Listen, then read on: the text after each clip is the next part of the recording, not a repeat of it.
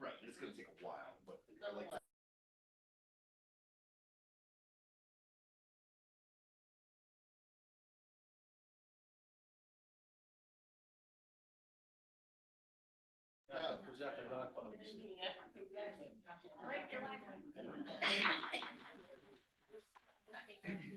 Meeting called to order. Today is Tuesday, June 3rd. It is now 6:04 p.m.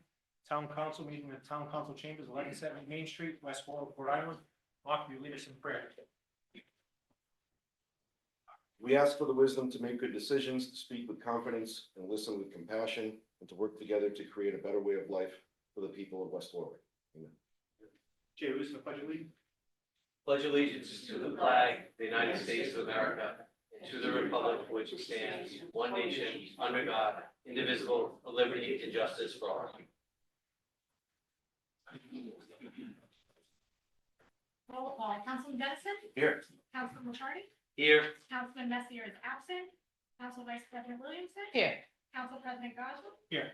Quorum is declared. Town Council acting as the Sewer Commission, bid award for emergency generator preventative maintenance testing parts and repair service. Move the resolution. Second. Move second. Jeff, just want to give you explanation. Good evening, Council. So our generator maintenance testing parts and repair service is up at the end of this month. We went out to a couple of weeks ago.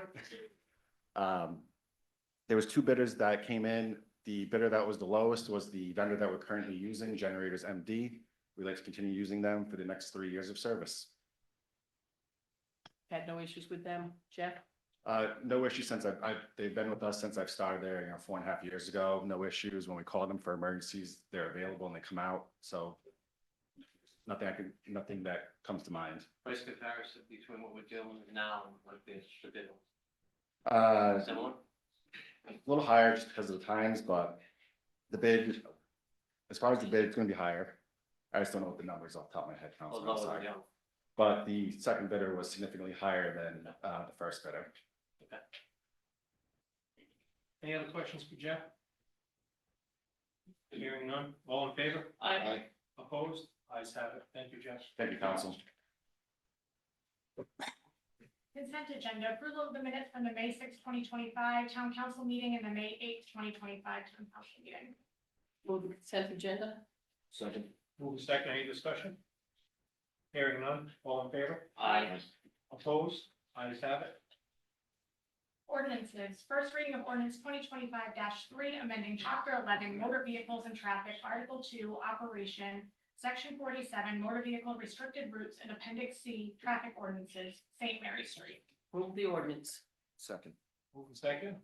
Alan, Jeff. Good evening, Council. The reason we want to make this change is because we know St. Mary Street, excuse me, from Main Street to the entrance to CVS is one way, and two ways, and then coming in from the other way is one way. We want to make it all one way. Right now it's too confusing. You have people coming in from Legion Way who are coming up and going past the entrance to CVS and coming right out to Main Street. We want to make it one way from Main Street out to Legion Way completely instead of split. So the only question I have on that is, I brought up to Al tonight. I know Councilor Messier called me earlier today and gave me a heads up about this and, why he was doing it. And I understand why, because it's probably one of the craziest roads in West Warwick as far as half one way, half two way. I just want to make sure CVS doesn't have any recourse on this, because when CVS was built, is when that road happened the way it did. I don't agree with half two way, half one way, but I just want to make sure CVS doesn't have a recourse, because I think that was part of them building there, was to make sure that they had a two-way entrance on the side road. I wouldn't worry about it because they've had notice.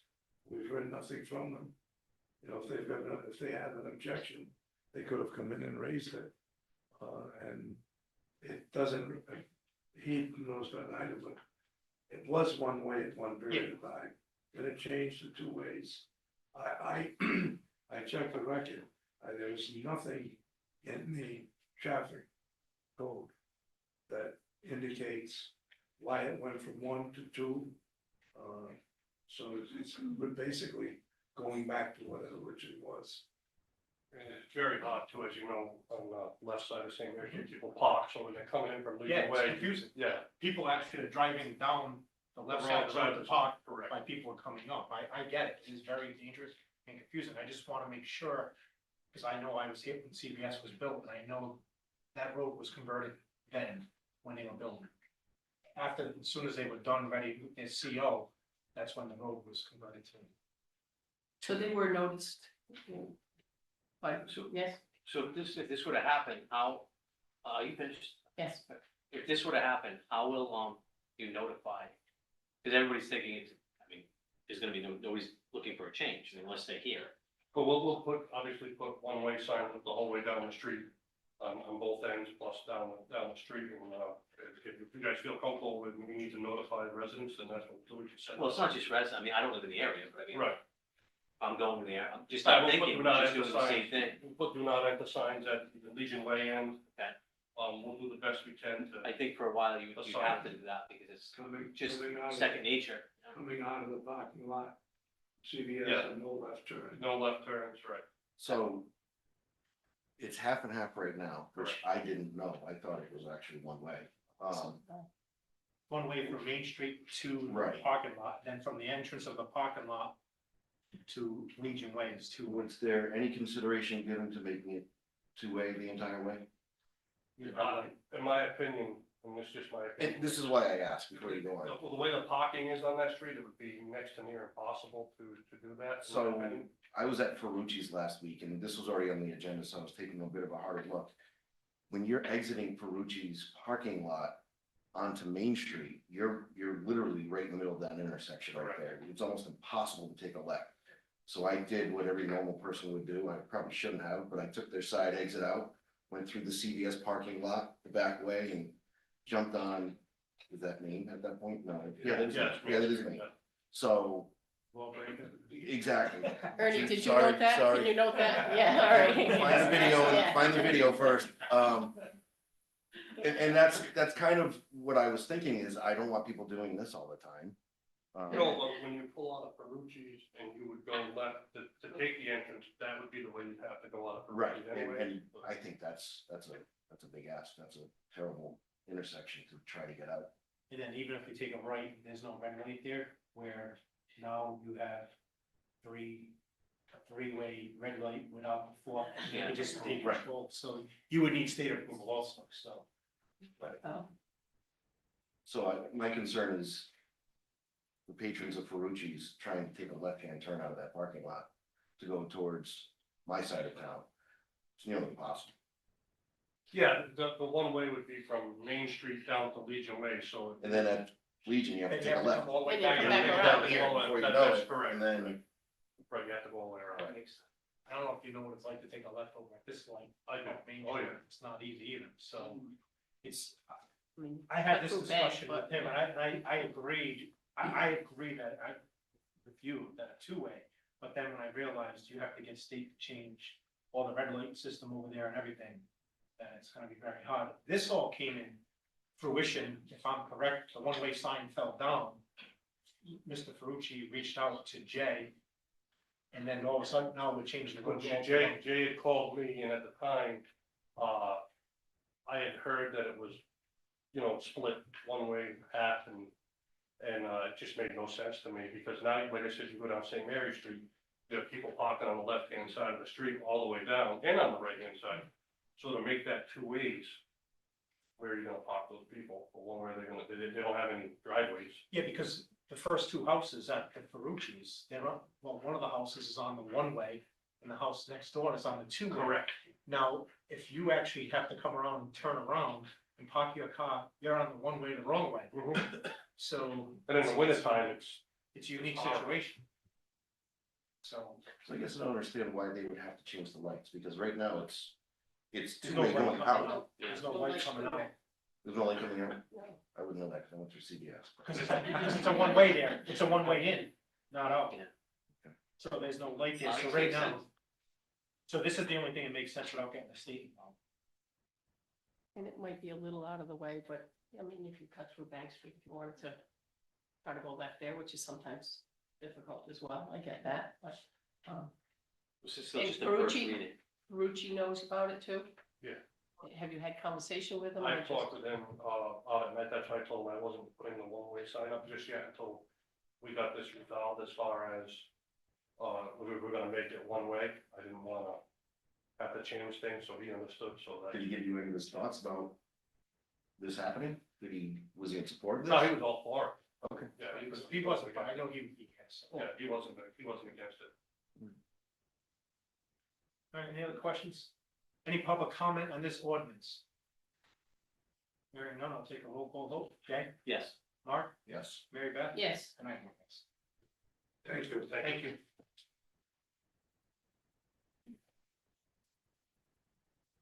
Business licenses. We want to take, one by itself. actually, yes, I won. I think we should discuss separately, if we could.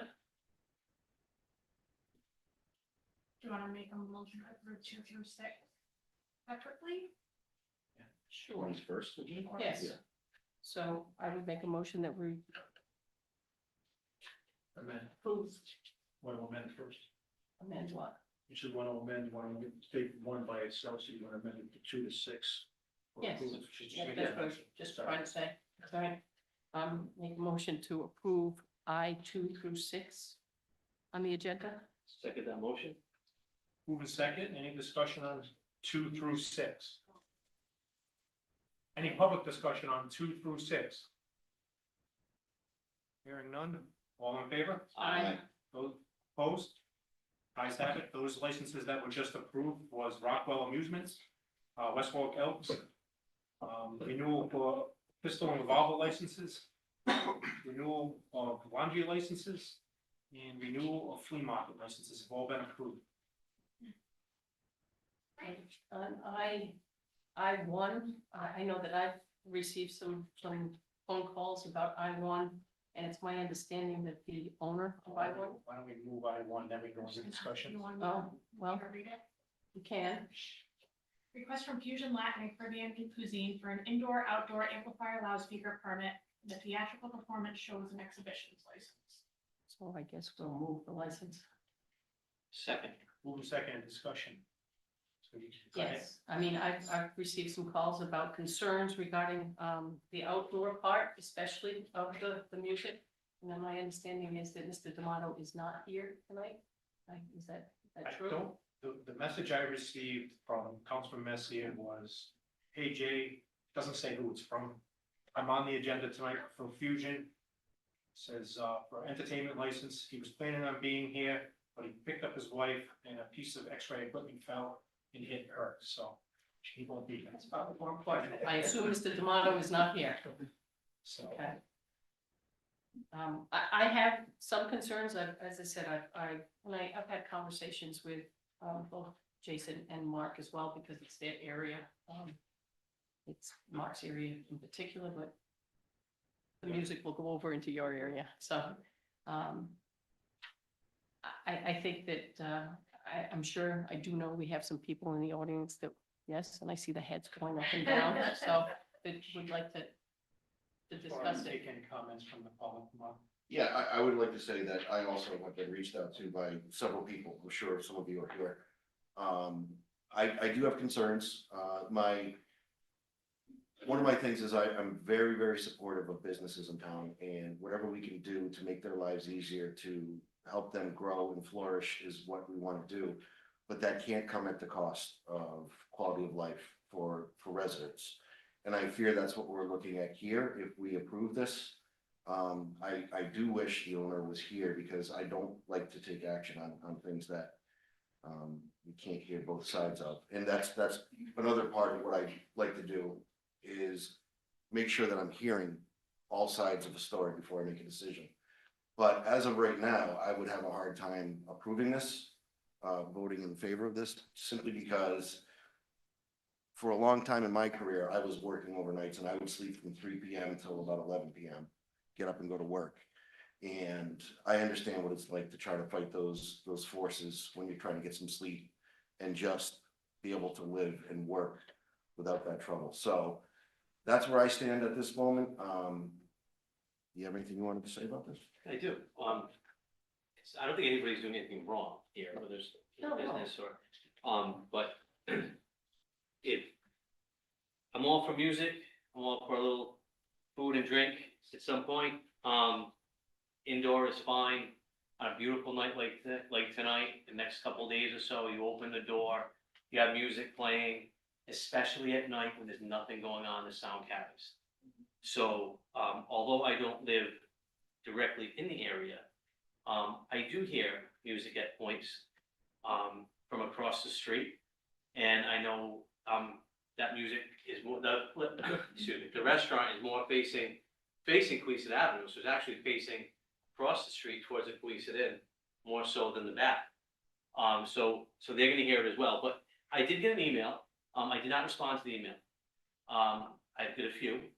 I actually spent a lot of time in that area, whether it's Wise Guys or Subway or, so, and I do know people who are actually in that plaza.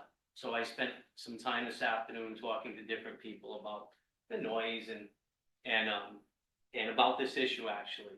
And, I didn't have to go way in the back to where the neighbors live for them to say, yeah, it's at night when it's quiet, you know, when you don't have the dog grooming shop and the nail place and everything is closed and it's almost an empty parking lot and everything's going on towards the Queeset Ave area, the sound travels and they can hear it.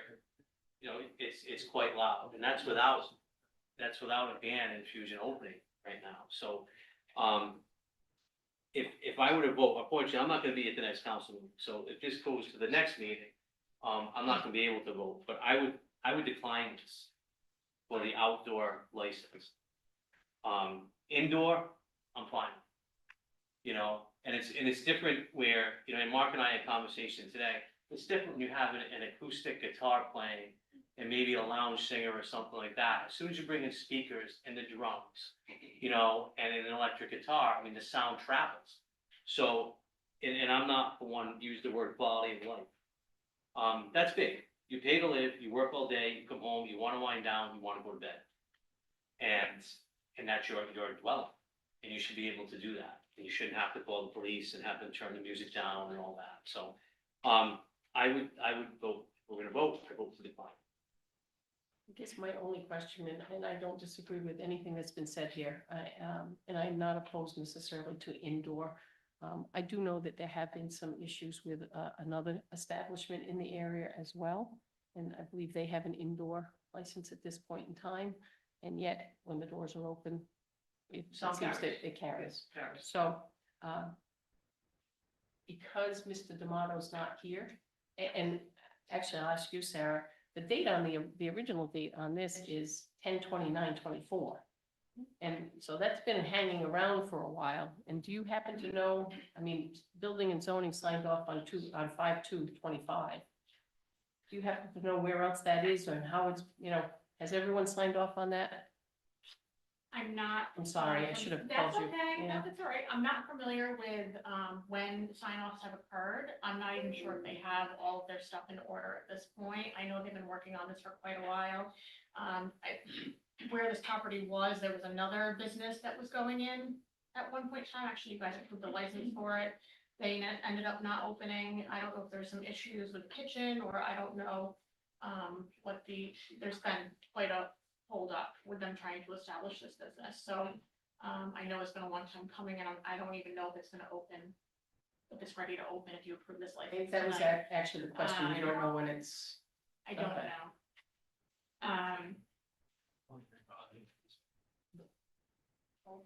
Okay, you guys. well, I mean, If you want to take a brief recess, I can go look at the original application. You know what? before the sign- I don't know that that's necessary. I do know we have people in the audience, so I think it's only fair since they've made the effort to be here that we hear from them. So, Mr. President, Yes. is that okay? Yes, everybody on the council is set? Yeah. Nobody's tabling this now. Well, not yet, I was, not yet, yeah. Anybody want to speak on, just come up to you, Mike, state your name and address for the record. Do I have to send my address publicly? Rather not. I can say personal. You could say the street, not the same. Sure. Hi, everyone. My name is Svetlana. I'm the resident of Residence Fund Condominium, which is right across the street from Fusion Cafe. I agree with your statement. I love the variety of restaurants we have over there. It's very pleasant with all the support of businesses. I love that. It's different. Like change those businesses. However, this request for amplifiers, theatrical performance, etc., will decrease my life quality drastically. As you have mentioned, I'm sorry, I do not know your names. We really having issues with JJ's Cafe. They keep their door open all the time and there's live music playing. We call the police regularly. But what they do, they would either shut the door before the theater arrives. Well, anyway, the issue has not been resolved. It's a separate issue. We will bring it up separately. I am mortified to hear there's going to be another business that will keep me awake at night. I can't open my window at night in the summer. I would love to get some fresh air. I can't because this music is already preventing me from doing that. So that is my main point. And I would love council to consider that and preserve my life quality and hopefully make it better. Can I ask you a question? Yeah. Is it, and you said there's music there all the time. Is the issue only when the door is open? Yes, and I told the police, I say that all they need to do is to close the door, and I believe my neighbors have told that before, and not just keep the door shut, that's all we ask. Right. And sometimes, okay, there will be drunk people coming out, drinking, smoking marijuana in the parking lot, listening to music, but I would just push them personally. I pushed a couple of people once last summer, saying like, hey, I just want to sleep. Can you please go to parking lot next to Stop and Shop where nobody can hear you? Because we have 3 condos, 2 Yeah. condos and people across the street. Just please do whatever you want to bother us. That is my only request. I don't think I have any more comments. Do you have any questions for me? No, I think you said it all. I agree with you. So your issue is with both the indoor and the outdoor? If the Fusion Cafe make sure that we don't hear their music, I'm totally fine. I don't know, can they guarantee that? Can we enforce them having the door shut legally somehow? Can we? It's supposed to be. Okay, so JJ doesn't do that. So one thing, there was a second part of this message, and I will read this. I am directly next door to JJ's. They have concerns because of the issues they have had with them, with their loud music late at night and keeping their doors open for the condos across the way to here. Police have been called there and it's that type of crowd over there. I just put 200,000 into the establishment. I'm just trying to bring some great food, atmosphere, and music to the community. No DJ or karaoke like they do next door. A 1 or 2 person musician to bring in a couple of times a week. I think it would be great, and sometimes we are lacking things over here. So that's his, to another councilman that sent me this, and I just wanted to read that. I totally agree with you on the outdoor because, we have another establishment right here in West Warwick that just put an outdoor patio out and they put speakers outside and they put a little ambiance for the patrons, but people that are 50 feet across the street get to hear that music now on a daily basis whenever there's outdoor, obviously when it's warmer, and this is gonna be the time of year. So I totally agree with everybody up here. As far as keeping their doors closed, they're supposed to keep their doors closed. JJ's too, so I don't know They what the actually enforcement. hold it open with a chair, a bar stool, I believe. It is done, but that's a separate issue. It's a separate, yeah, That's a separate separate issue, issue. yeah. We wanna That waste needs to be anyone's time done. on that, and probably the only concern the people who live right there. My biggest concern right now is the Fusion place. Why do you need amplifiers and loudspeakers even for the indoors? The place is not that large. How loud do you want it to be? I think Well, that's just. that's the it, name of the that's the license. way It's the name of the license, which is You need a kind of. speaker even if they Okay, play an sorry, acoustic it guitar. says, Yeah, loudspeaker, that's the name of the permit, license that they're applying for, Yeah, so What kind of speakers are we going to install? that's a How are we question going we'd have to get control from him, that? right? Yes. I'm going to measure the decibels coming out Mhm. from those speakers. I think what it is, it could be just one speaker that even if you have an acoustical guitar, you would plug into a speaker so you could hear it. I mean, that's just, So you can that probably would just be, feel the vibration from that too. hopefully not. I mean, can that's hear a- the bass sometimes from the music from JJ's. And on the first floor, I can feel When the the tremolo. door is shut, When the open, when it's open. This is the only one that's open. Yeah, when they close, there are no issues when it's shut, Okay, to so me personally, I do not know about as that. far as fusion goes, we're looking at an indoor, outdoor amplifier. Sounds like a horror to me personally. Sounds what? Sounds like a horror to me personally, A horror? because my windows face hard, so my, Yes, yes. I'm facing them, I'm facing the plaza. My bedroom, actually, my bedroom window. I got So is that all wrapped up into one, or can we do indoor, not in outdoor? How does that work?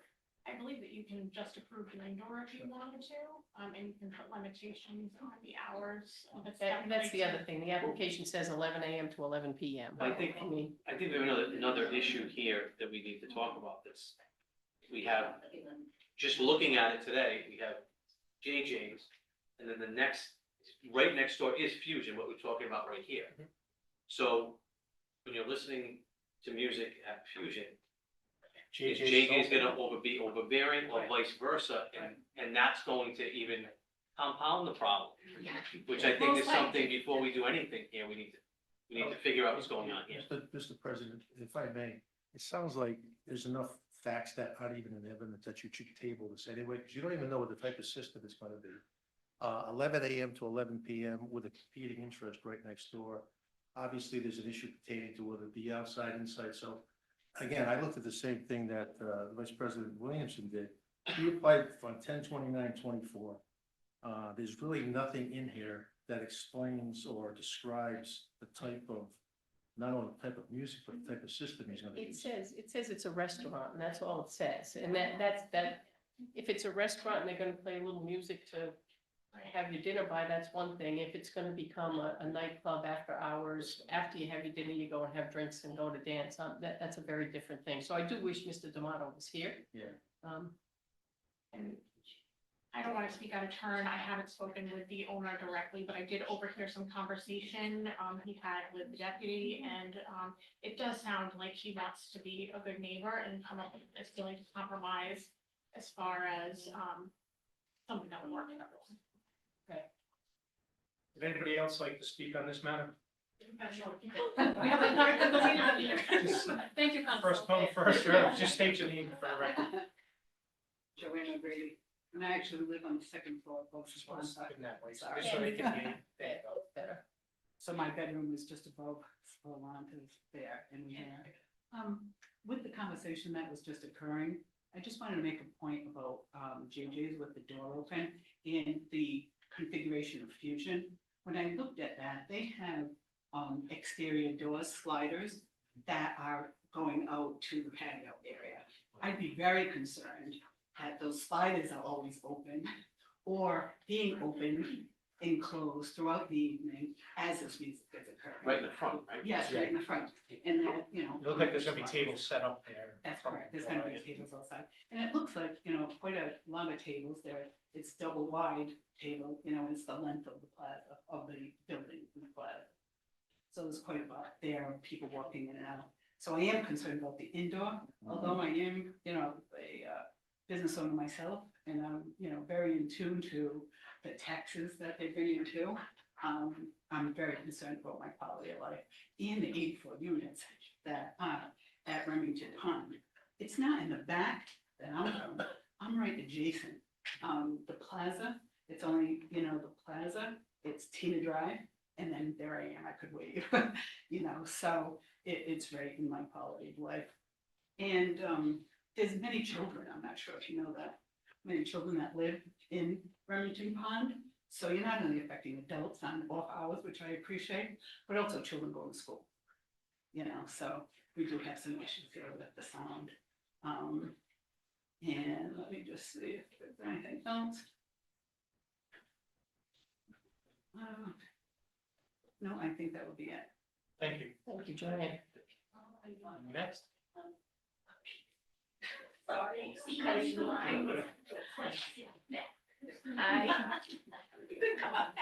My name is Brenna. I live in Recent Meadows, the units behind.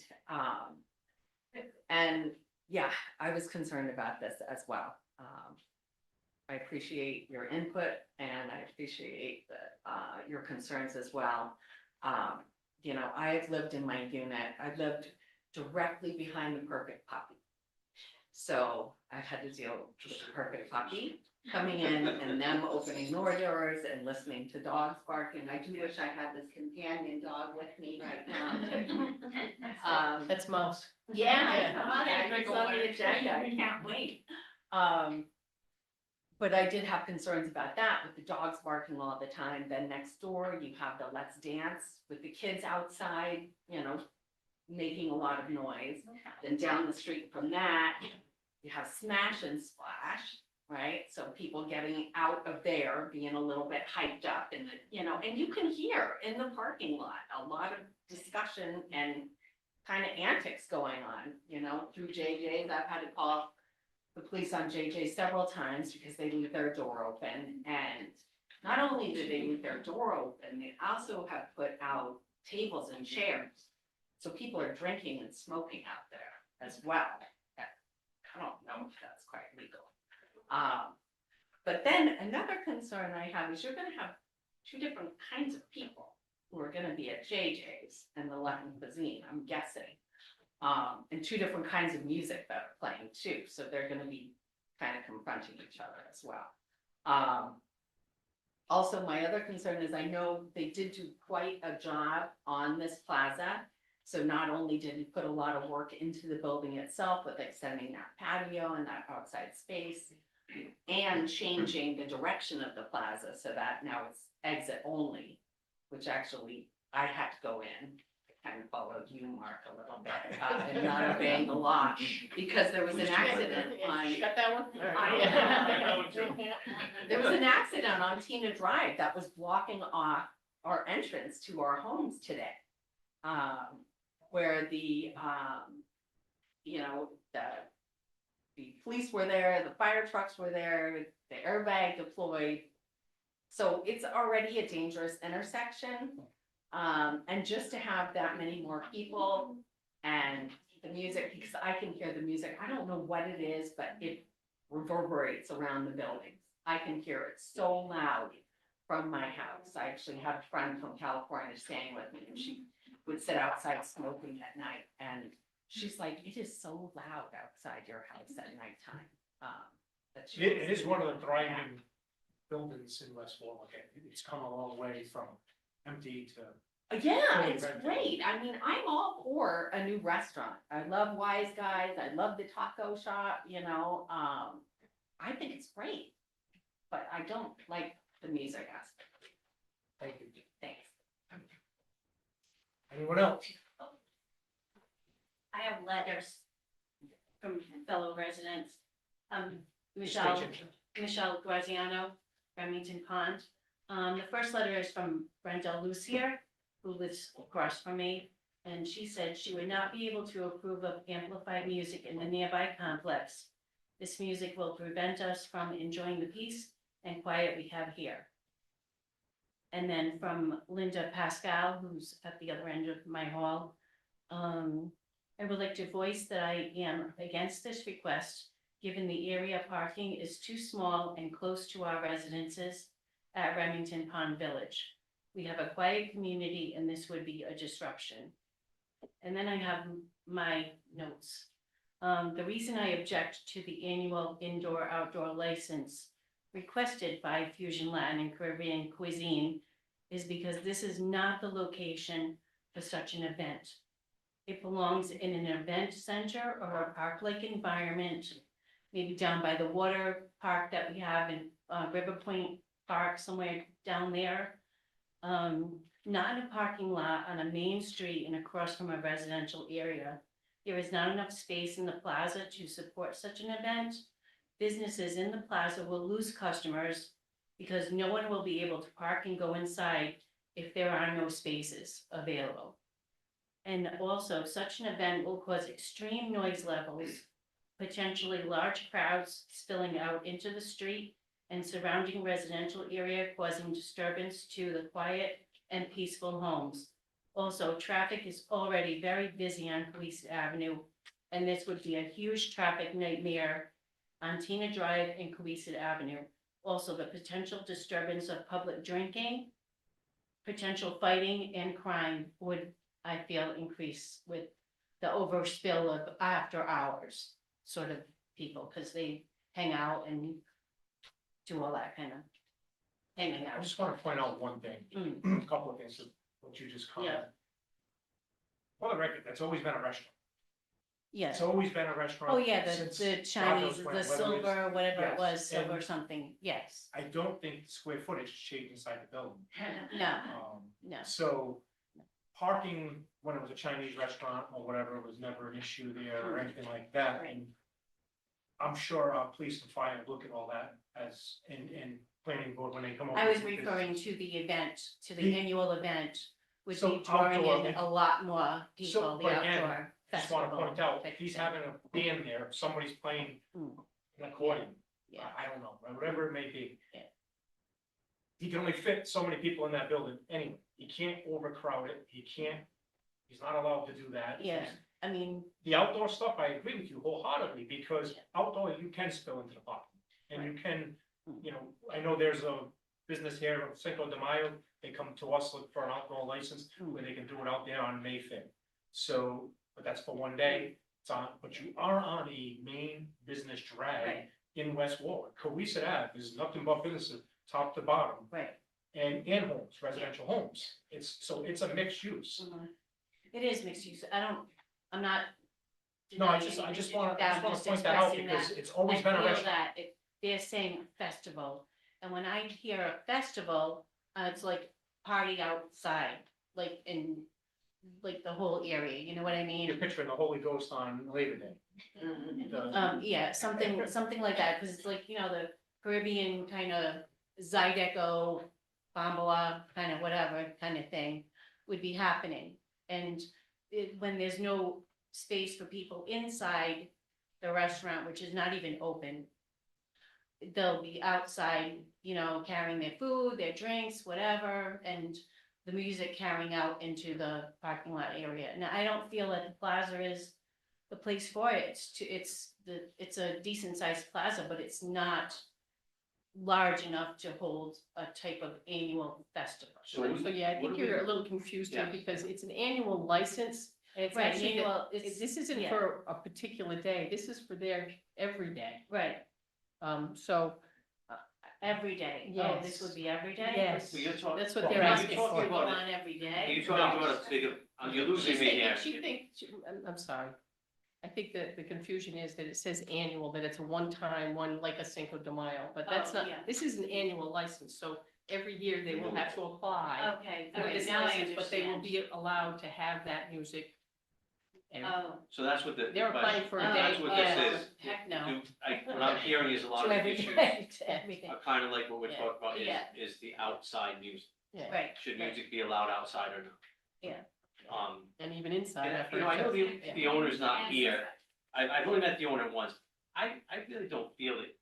You know, I wish he was here, but I don't see anybody trying to open a business that's looking right away to say, all right, we're gonna go and screw the neighbors. I don't think that's the case. No, no. But- no. But I'm glad everybody is here to voice their concerns. Yeah, it's mean- just a concern about the potential for everything going Let's be wrong. proactive. And trying to like put the word out that, you know, even though I live in the back of the complex, I still actually hear the music from JJ's and, or, you know, the bikes starting up and trucks, you know, shows, whatever they do. But I just don't feel that this is actually the space for such. I thought it was an annual event, No. so my apologies. If it's an everyday thing, I'm still From like. his comments, Sure. from his comments to Councilman Messier, sounds like he wants to do 1 to 2 days a week of something.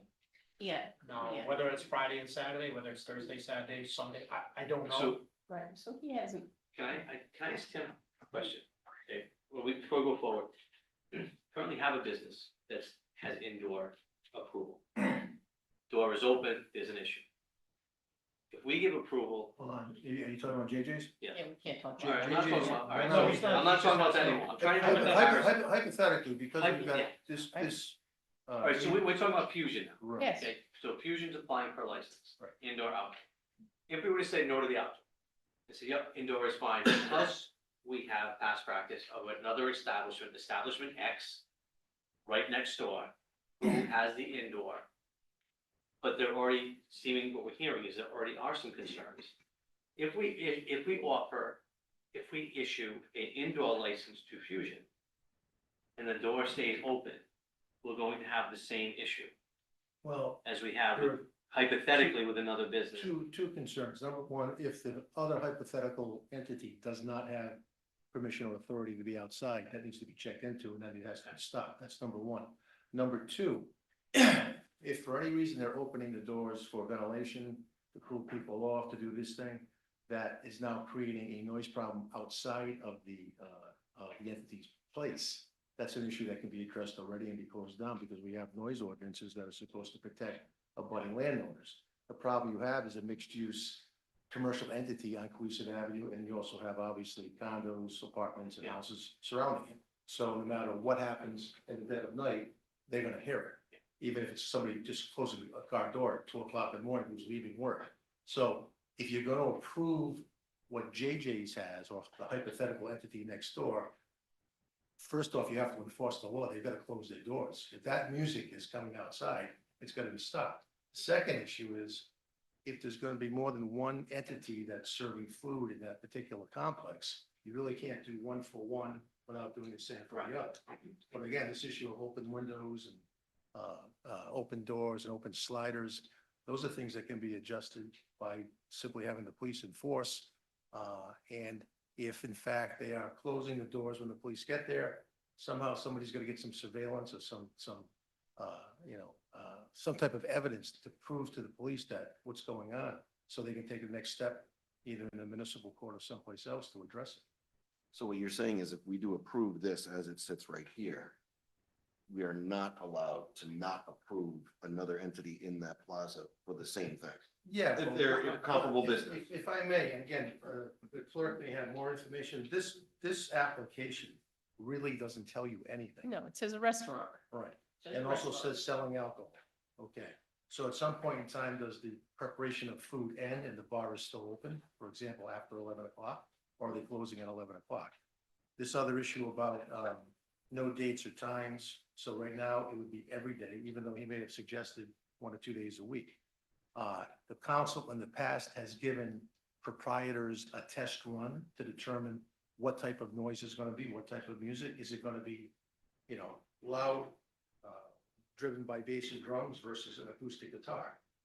When On the Rocks was an operation where they have an acoustic guitar player in the back singing, you couldn't hear anything outside. So it all depends on what this person is attempting to provide as far as an example of what he's going to do, because right now, I don't think anybody on this council knows.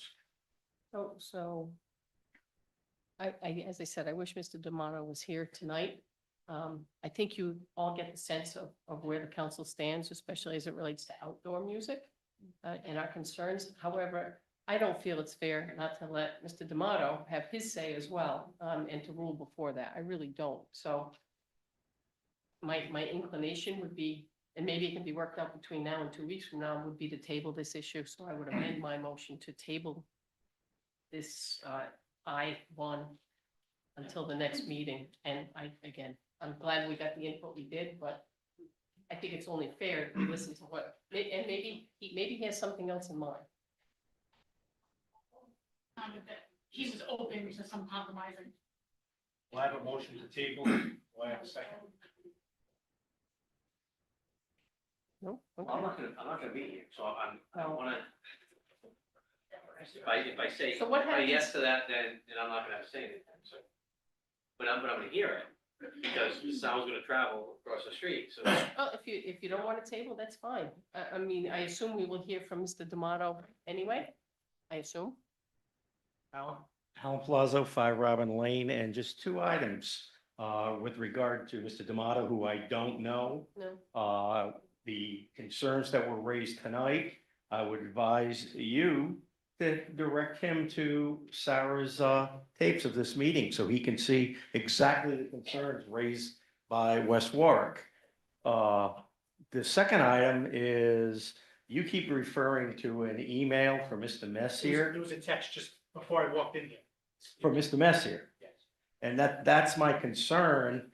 I don't see anyone here asking the question, does Mr. Messier have any commercial concerns or ties to Mr. D'Amato? I just threw that out there for you, because perception is everything, and I'm. He's not here to done. vote, he's not here, he just sent a text message from a constituent or somebody that. Oh, a he knows. constituent, I thought it was the owner. Well, it's the owner, it doesn't have a name, but he says, I'm on the agenda tonight. I read it loud and clear.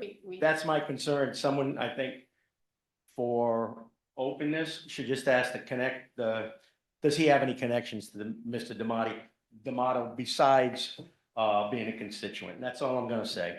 And if it's better, if you prefer, I can move it back to not tabling it, and then it's denied and we move forward and Mr. D'Amato let us. Yeah, I mean. My he's my very area. my thought on this is, I've heard enough. You can reapply, yeah. I'm ready to vote. Yeah. I'm ready to go through it. We do have one person online that would like to speak. Okay. Okay. I'm sorry. With their hand raised. Well, and he can reapply.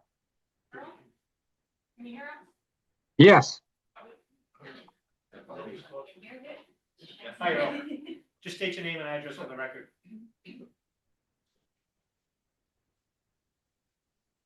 Maybe.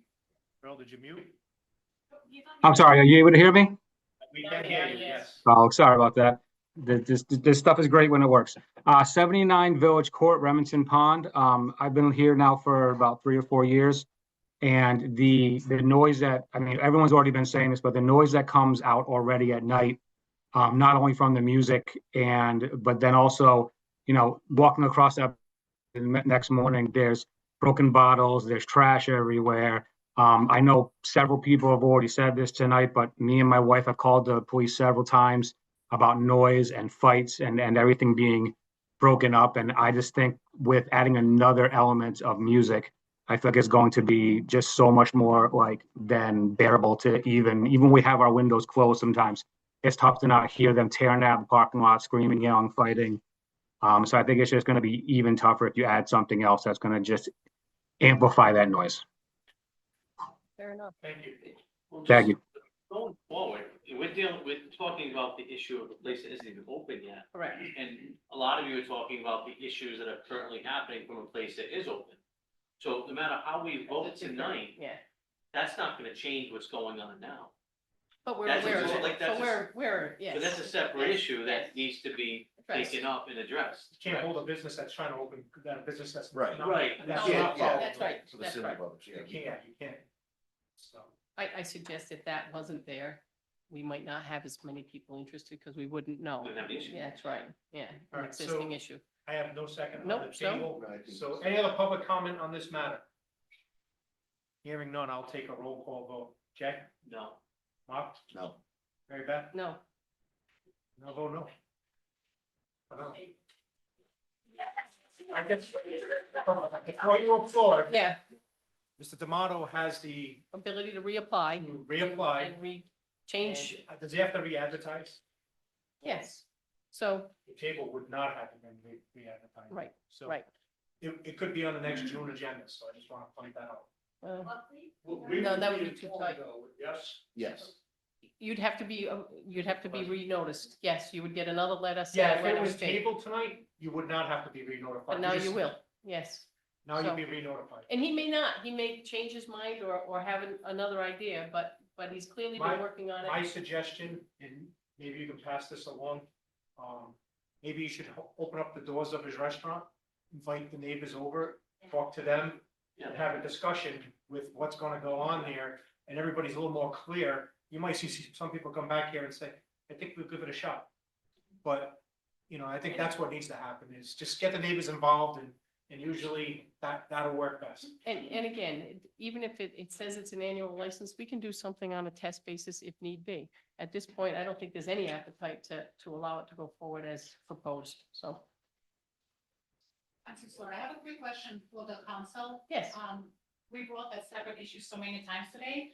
I'm wondering how we can address it, because my next step was to address the issue of the establishment. We have mentioned so many times today. We could talk about that at public comment, Yes, but I know the chief It's is already back there taken care taking of, notes. yes. And the town manager's right To here, whom do I provide the evidence, basically? town manager and the police chief. Gentleman up there with about 3 on Is the information online? What was that? Information, it's the information Yeah, online. yeah, to whom do I, where do I send the videos? You You can can also the send it to police your- chief right there. Yeah, Yeah, just grab an email. Thank you, thanks for your we'll time. give you an email address. Thank you. Wow, he's gonna get lost. Moving on, new business, April 2025 monthly financial report. A year ago. She moved myself, so, yeah,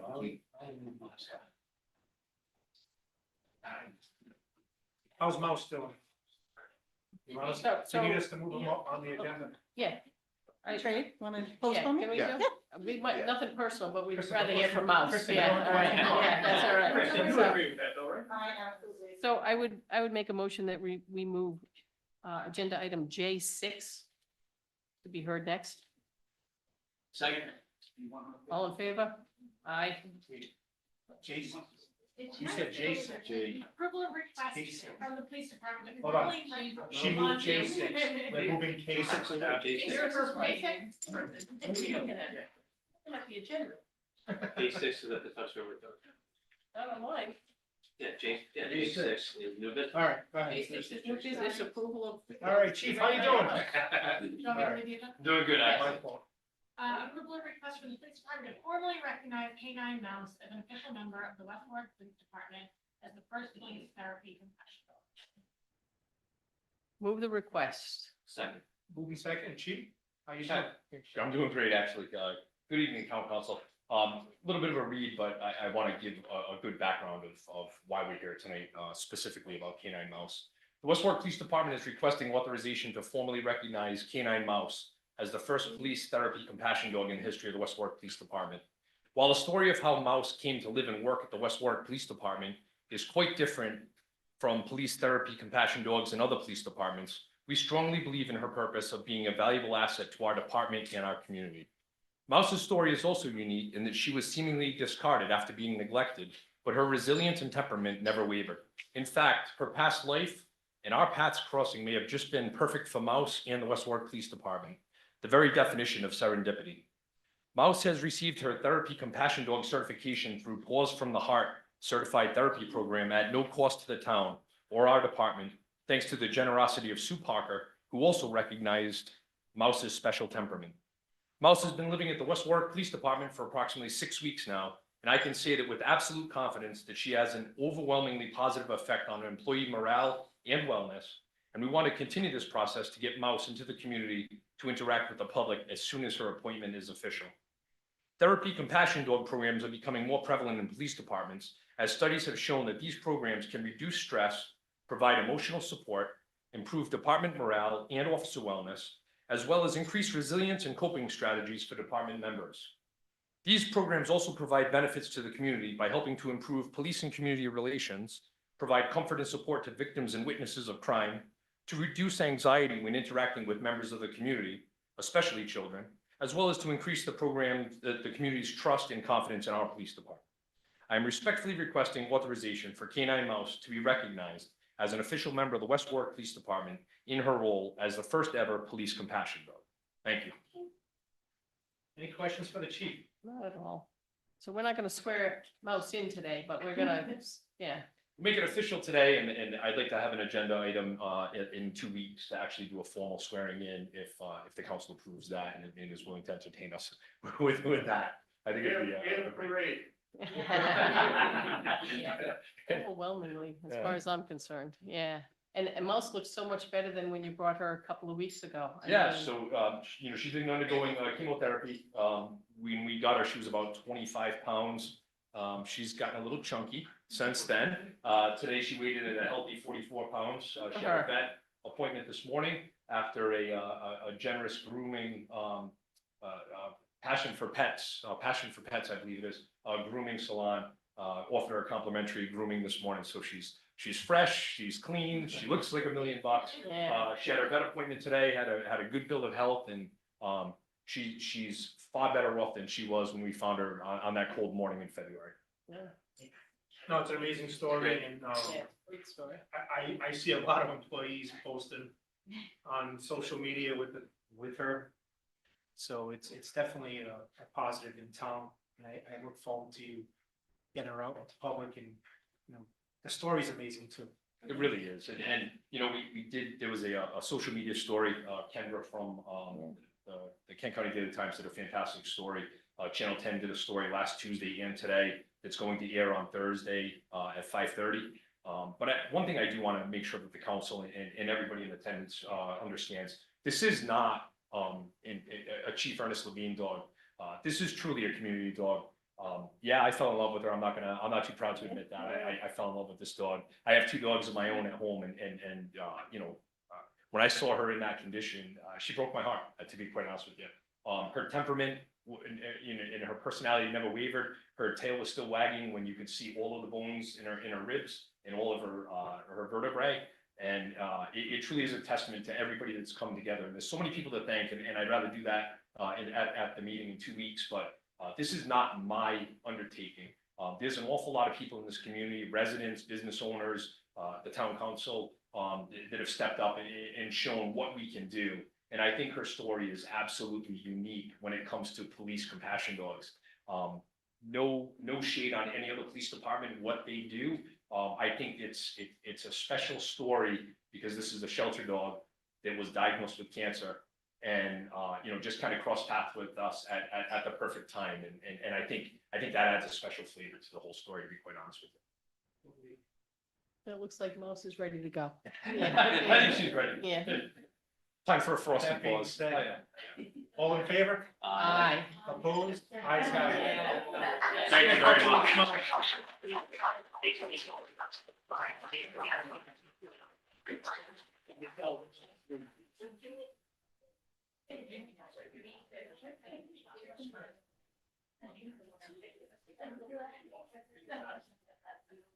Christie, you follow that one up? Who cares about the money? Kristen? Yeah.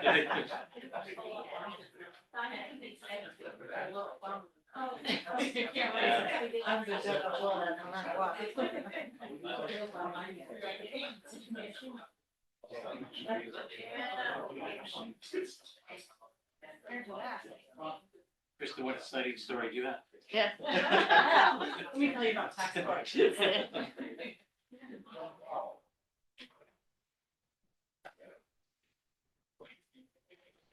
The finance report. Kristen? Current year tax collections total $66,521,387.14, which is 99.16% of the budget for current year taxes. We've collected 4 quarters, and with 2 months left to collect, we should exceed the budget for fiscal year 2025.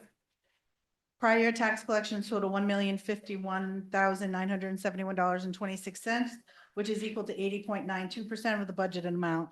This line has been adjusted by $206,334.06 for the 60-day rule accrued back to fiscal year 2024.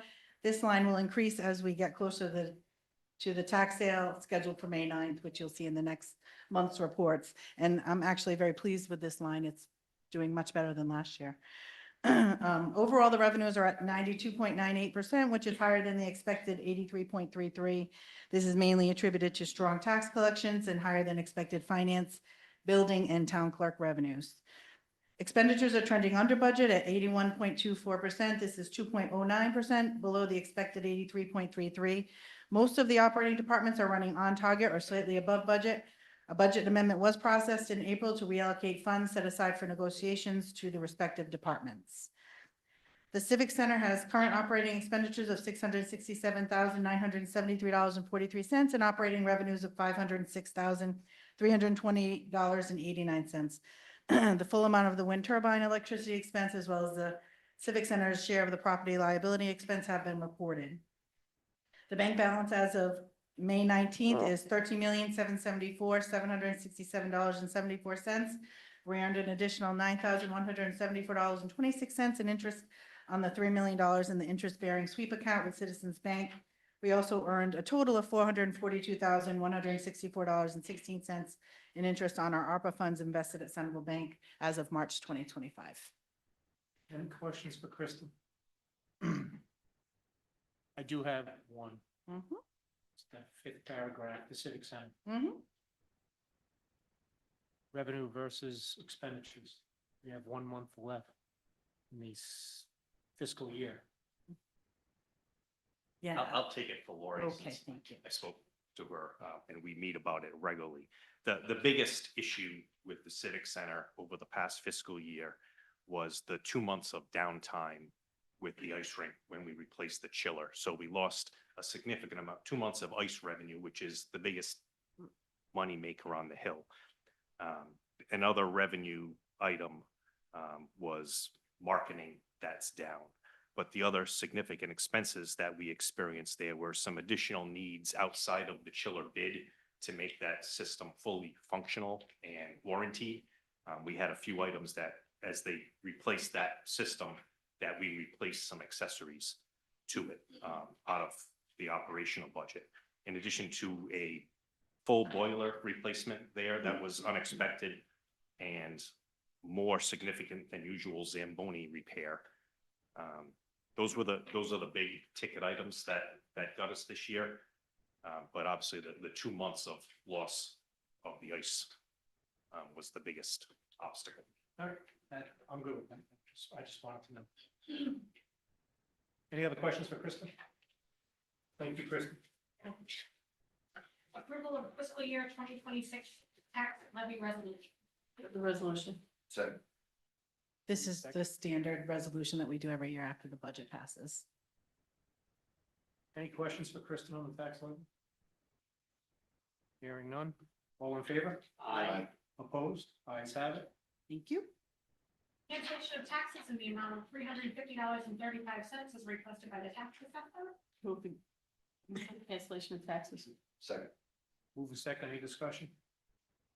Hearing none. All in favor? Aye. Opposed? Ayes have it. Cancellation of taxes in the amount of $459.13 is requested by the tax. Move the cancellation of taxes. Second. Move a second. Any discussion? Hearing none. All in favor? Aye. Opposed? Ayes have it. Approval of request from the police department for a lateral transfer hiring bonus. Move the request. Second. Chief? Hey, good evening again, Council. The West Warwick Police Department has been facing a police officer staffing shortage for several years, despite our aggressive and ongoing recruiting efforts. The pool of qualified police officer applicants has decreased dramatically over the past decade, and all Rhode Island police departments are facing similar challenges with recruitment and retention of police officers. Our current and continuing staffing shortages is detrimental to our budget, as nearly all current vacancies are in positions which must be filled with minimum manning clauses in our current collective bargaining agreement. Perhaps more importantly, we are experiencing an increase in the number of occasions in which officers are being ordered in on their regularly scheduled days off to fill vacancies. These reverse seniority order-ins are concerning, as officer wellness is a priority of our administration, and adequate time off is necessary for proper decompression, especially in the law enforcement profession. Lastly, our vacancies, which often cause order-ins, are having real and noticeable negative effect on employee morale, which is especially important in the police profession. Several other Rhode Island police departments are offering transfer or hiring bonuses of current post-certified police officers in good standing. Hiring a lateral post-certified police officer not only brings an experienced police officer to our ranks, but is also noticeably more cost efficient, as they can be placed into service far sooner than sending a recruit to the Rhode Island Municipal Police Training Academy. Not only is this a financial benefit to the town and department, it also fills the vacancies and its potential for order-in sooner, which can have a positive effect on morale and officer wellness. I am proposing offering a $7,500 hiring bonus for current post-certified police officers in good standing hired by the West Warwick Police Department. The payment schedule would be payments of $2,500 after successfully completing field training and a total of 6 months of employment, after 1 year of probationary period is successfully completed, and after the successful completion of year 2 of employment with the West Warwick Police Department. Any questions for the chief? Year 2 in 1 day, do we claw it back or do they just walk away with it? Just ask. They're gonna walk away with it. Okay. You know, I think, I'm cautiously optimistic that if somebody stays with us for 2 years, they're not gonna walk out at 2 years in 1 day. As financially, if they did that, we're still in a positive financial light. I'm hoping that doesn't happen, and it doesn't seem to be happening with the other police departments that are hiring lateral transfer applicants. Go ahead. Yeah, go ahead. You said that other municipalities are doing a similar thing. Yep. You're doing the same thing, $7,500? Yeah, between $5,000 and $10,000, and it's broken up in different increments. My first proposal, to be quite frank with you, was to give a $2,500 bonus immediately upon them completing field training. Field training would probably be a shortened period for post-certified police officers. It would probably be somewhat less than 10 weeks, right? Maybe 6 weeks, maybe 8 weeks. After speaking with the town manager, we collectively thought that maybe that's not long enough to be here. So it's the 6 to 8 weeks of field training and the 6 months. So it would be 6 months total. They would get a $2,500 stipend from us or a higher bonus at that time. I mean, you know best with this, I'm okay with that, I told you before, whatever you need to bring people in. My only question is, if other communities are doing a similar thing, are they gonna come here and support other communities? Cause a mouse. No, No, I'm not trying to be negative, I'm just trying to. No, well, so police officers are searching for different things, right? When I got hired, it was not common to leave a police department for any reason to go somewhere else. That wasn't a common thing. With the generation of police officers that we're hiring now, this generation, people are mobile. I'm gonna go here for a couple of years, and it's not just like that in the police profession, it's like that in the private sector. People are portable, they're mobile, I'm gonna do this for a little while, I'm gonna do this for a little while. It's not like it was, and you know, it's taken a little bit for me to wrap my head around that, right? I've been here in my 32nd year, so I'm a dinosaur, so I had to wrap my head around that. So people might leave other departments because either they're at the end of their career in that department, so they can collect a pension and then come to us, right? They might leave if we offer things that they don't, their current department doesn't offer. We're gonna be busy here. Like, if you wanna come in and work hard, we welcome you to come to our community. This is an awesome community to work in. I don't care what anybody says, this is a phenomenal community to be a police officer in. It really is. We feel supported in this community. The residents love us. It's a great community to work in. So maybe there's a younger police officer who's not being satisfied in his or her current department that wants maybe a unique challenge. Maybe they're physically moving from one community to another and they want something different. So there's a variety of reasons why they might come. I'm gonna be the first one to admit it. We might get no applicants. I think I owe it to my department, my men and women in the town of West Warwick to really try anything we can to deal with our staffing shortage.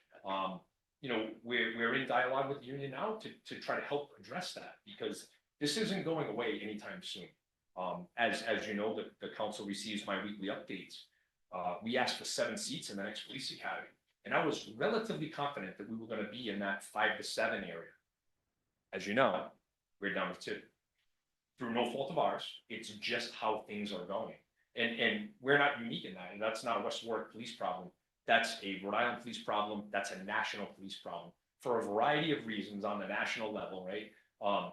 But in West Warwick, I truly feel that there's a place, if people wanna come and experience real police work in a community that's active and appreciative of law enforcement efforts, this is the community to come to. And Chief, that's what I was gonna say a minute ago, is your emails scare the hell out of me. They really do, because I see that you've got some retirements on the horizon coming. Yes. And I know that we've had an issue retaining some people. They found greener pastures, according to them. Where do we stand? Like, how close are we to being at a critical point where you're gonna have to make some decisions on moving people? If that's even what you would do, I don't know. Like, is our staffing getting so low that we've got big decisions ahead of you unless others come aboard? Whereas, If I may, that's going a little bit, that's the procedural and administrative. As far as the police department's concerned, you could put that on a different agenda item. If you couch it in terms about how this potential attraction for new officers is going to address manpower, that might be a little bit of way around it, but. So I understood. I just, Yeah. you know, I figured it was up, we're discussing this, and I know it's an issue that's just. it's a work in progress. Just sort of just there. I just, yeah. But the issue that you want to speak about, you might be better off putting that on a separate agenda. Okay. Any other questions for the chief? Hearing none, all in favor? Yes. Hi. Opposed? Yeah. Thank you, Yes. council, I appreciate it. Thank you.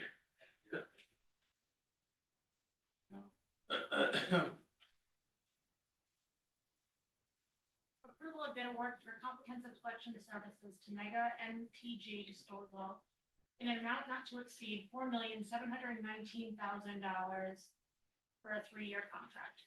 Move the resolution. Second. Moving second, discussion. Who wants to speak on this?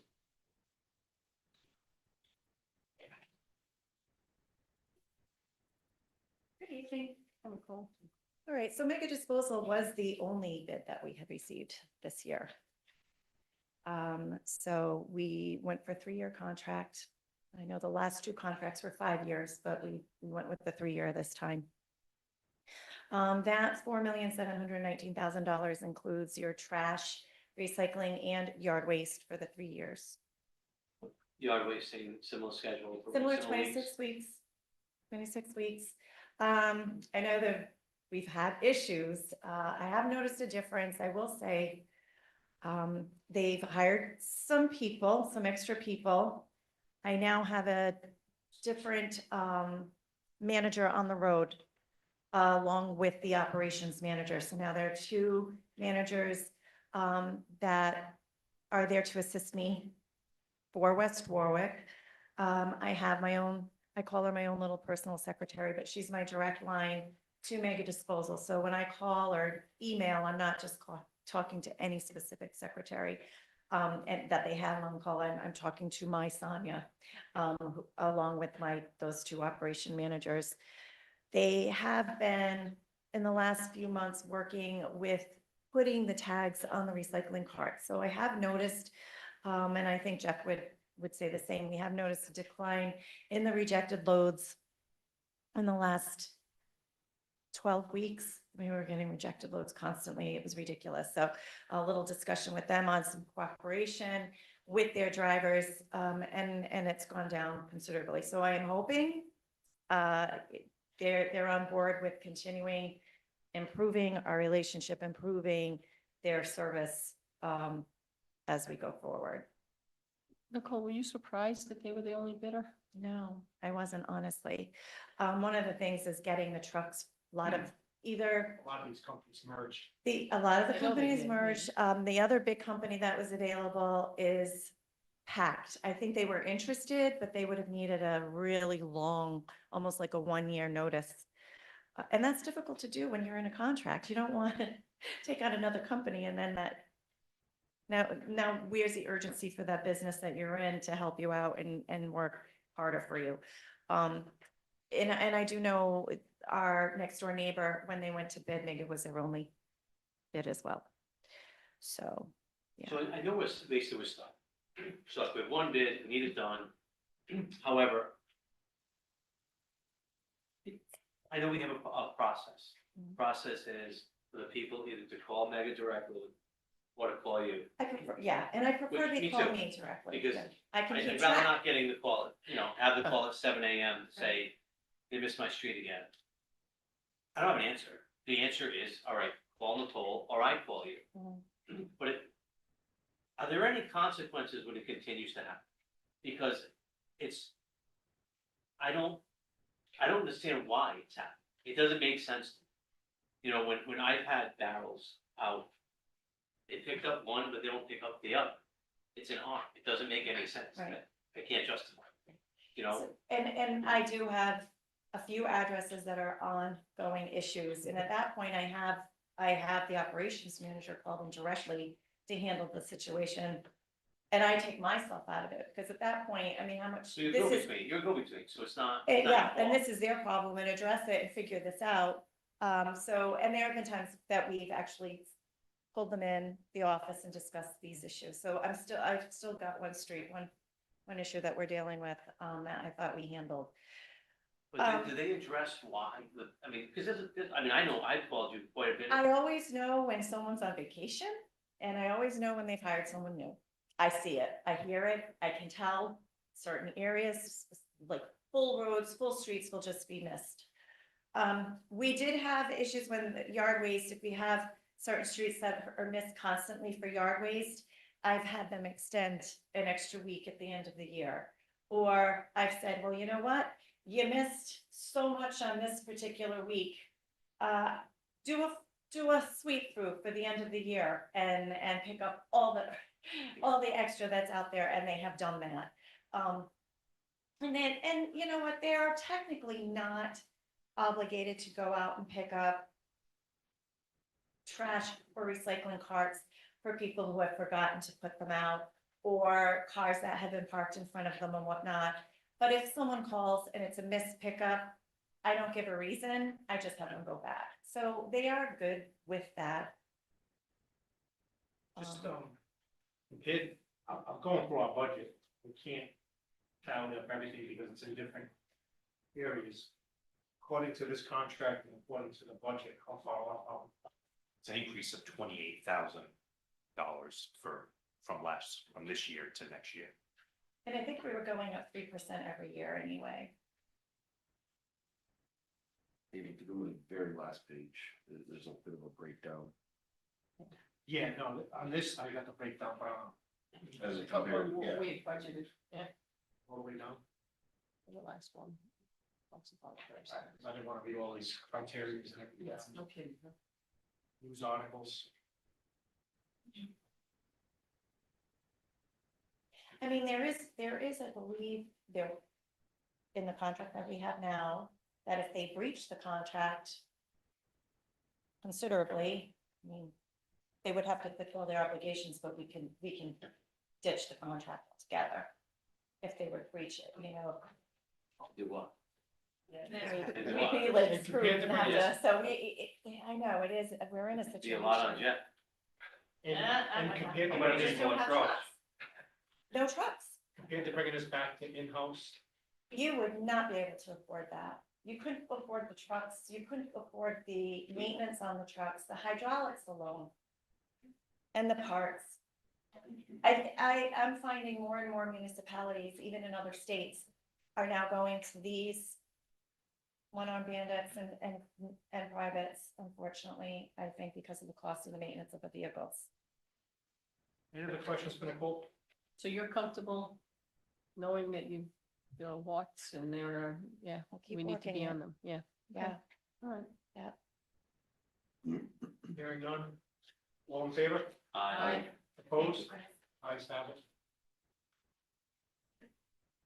Resolution in opposition to the Rhode Island 2025 gun control legislation. Move the resolution. Second. Move second. I know majority of, who did that? Majority of the councilors reached out to me. I know Mark worked on this, asked for it to be put on the agenda. I know our state legislation, 2 state reps have reached out to us and talked to us about it. So that's why it's on the agenda tonight. I didn't know that actually. Yeah, so, Senator Reed, Earl Reed, Representative Earl Reed, Representative Thomas Moray have reached out to me, Mark, I don't know about anybody else, but kind of said, hey, where do you guys stand on this? We'd like you to at least either oppose or approve, whatever you want, but give us something, even though you would like the support of West Warwick Town Council as a whole, whether we approve or disapprove this, so. That's why it's on the agenda tonight, Mark. So there's a trend right now. If we do approve this, we will be the 14th municipality in the state to approve something very similar. And I just came up with a few points earlier. I wanted to jot them down just so I didn't forget them, but I'll just start it strongly worded. I'm disgusted by the progressive members of the General Assembly doing their best annually to remove a God-given right from its citizens. And I think we need to send that message up to the State House and make them aware that this is about guns, but it's not about guns. All right, I see it as far more than just guns. This is unconstitutional, what they're trying to do up there. And for all I know, based on the time, it could have already been voted on in committee tonight. They were actually going through this in the Judicial Committee tonight on the House side. I'm pretty sure I know which way that's gonna go, and that they're going to approve it for a full vote on the floor, which will be held Thursday. And I know which way that will go. And for anybody that opposes this, it's really on the Senate side where we rest our hopes. But, I'll just go through a couple of the things I wrote down. The right to keep and bear arms is a God-given right not conveyed to the citizens by the government. Therefore, the government cannot legally take this right away. Every elected official in the state, whether at the town level or state level, has sworn to uphold the Constitution of the United States and the Constitution of Rhode Island. The Constitution of Rhode Island, within it is Article 1, Section 22, adopted in 1842, provides that the right of the people to keep and bear arms shall not be infringed. Hard stop. There's no discussion after those words as far as I'm concerned. Supporting the gun ban bills in the General Assembly repeatedly pushes down, that the General Assembly repeatedly pushes down the throats of our state citizens year after year is in direct defiance of our oaths. Rhode Island is one of the most gun restrictive states in the country. The law enforcement agencies follow the law in making arrests where gun violations exist, only to have prosecutors give leniency on the violators. In other words, we're not enforcing the gun laws that are already on the books. I think that would be a great start if we did that. Effectively enforcing existing gun laws is at minimum a requirement before enacting new gun laws, in my opinion. And this is a case of a solution looking for a problem, not the other way around. And with that, I just really urge my fellow councilors to consider approving this resolution, to send a message to the State House. This isn't just me, folks. And judging by some of the folks that are still here, I'm assuming you're probably here for this reason. I see the yellow shirt. I appreciate that.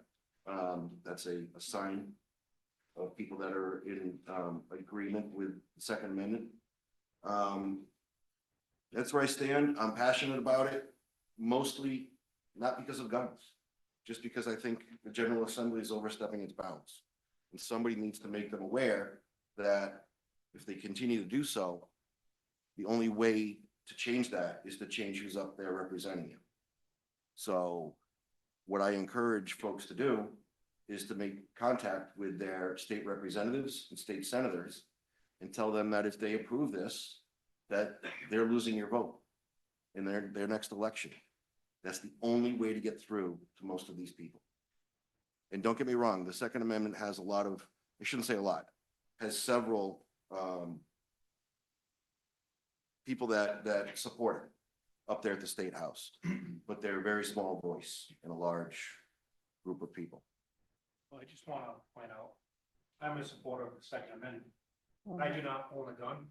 I do not have a license to own a gun. I am a supporter of the Second Amendment.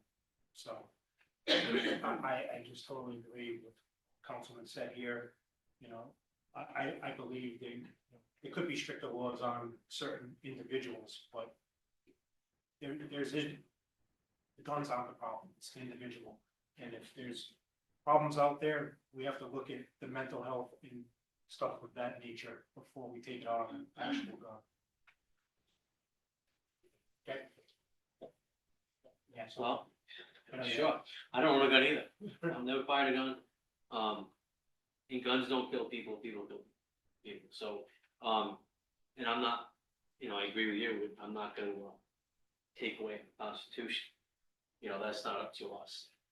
So that's where I stand. Yeah, I mean, I am a proponent of the Second Amendment. There's no doubt about that. I think that this becomes a little more than that. Second Amendment was also written a long time ago when there weren't, and you just said it's not about guns, it's about the process, I think is what you're talking about. I don't own a gun either, so collectively, we're in trouble.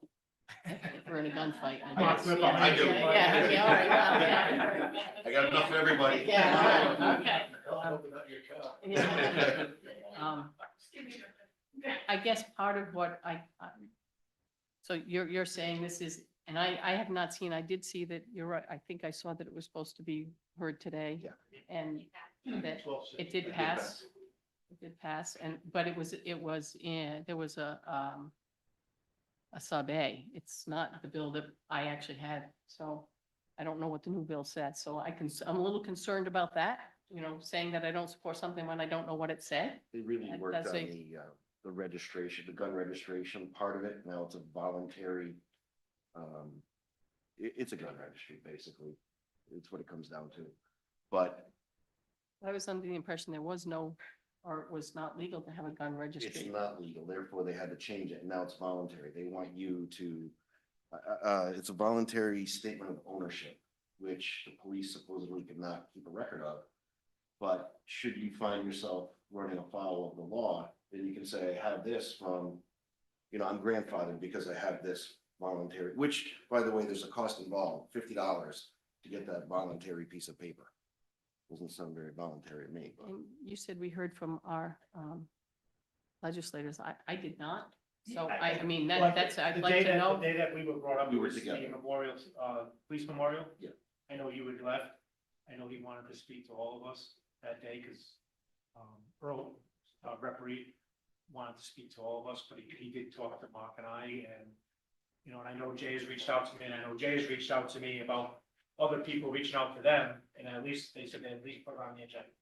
So that's. And do we have any opinions from our reps?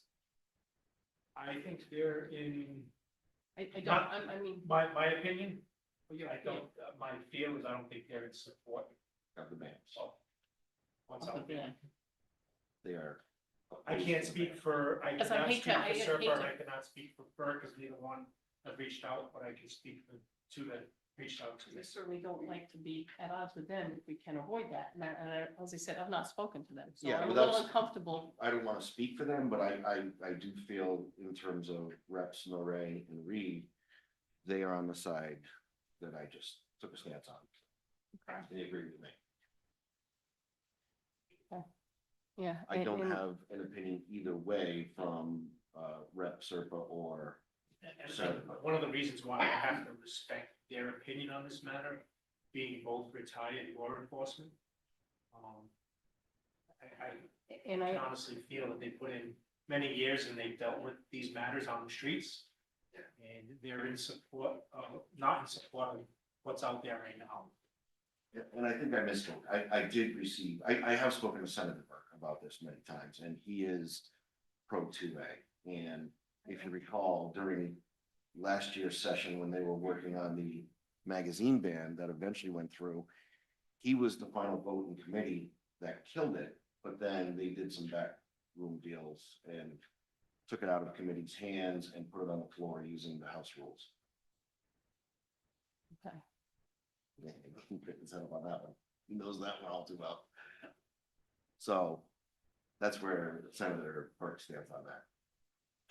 And I don't think there's anybody that's, well, I can't imagine there's anybody who would suggest that the Second Amendment should not be followed. I think that it should be. I mean, Well, there's no, you say that, but there are plenty of people in Providence tonight that would suggest that Second Amendment should be removed or altered to the point of.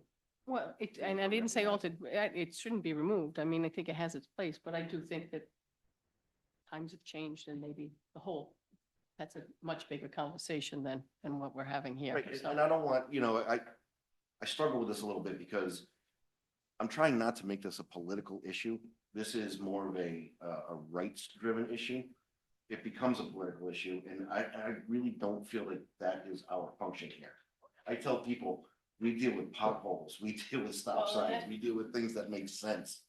That's why I'm uncomfortable even, I'm not sure that it has a place in front of us, to be honest with you. That's what I'm uncomfortable with. Well, one Again, of the things that was brought to us too was that not all of us were here, but in 2018, we moved the resolution forward to the State House. They just want us to do that resolution.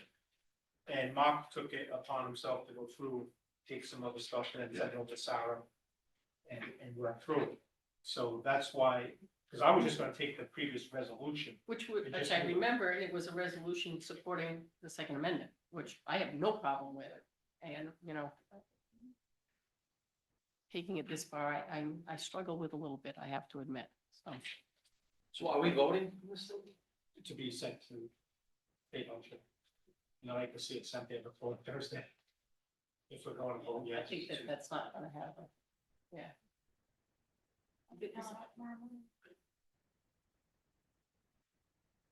Any other comment? Hearing none, I'll take a vote. All in favor? Aye. Opposed? And I oppose, as written, and then not that I oppose the Second Amendment. I am a strong supporter of the Second Amendment. Again, not knowing what's in that bill that's in front of them because we weren't given the bill. I struggle with that. So that's, The new bill came out right after this was put on the agenda. okay. Yeah. So it might be a different thing if I had the opportunity to read it, but I didn't, so. That's a 3-1.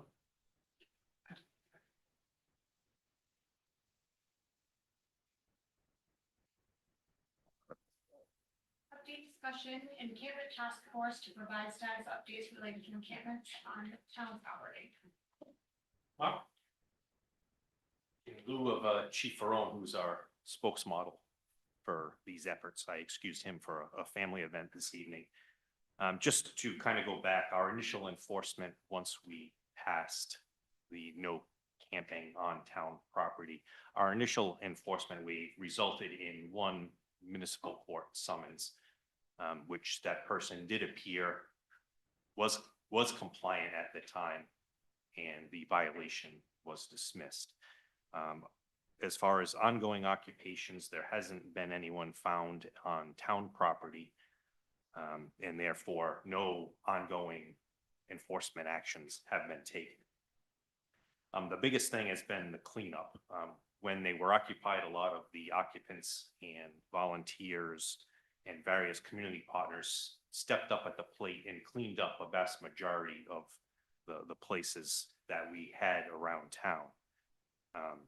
Right now, there's 2 spots left. One, there's some small items on Campbell Street that may have been across from Campbell Street that may have been picked up. They're just waiting to get a small piece of equipment in there to remove the last of the item. But the biggest area left is the island in Patuxent River behind Bradford Soap.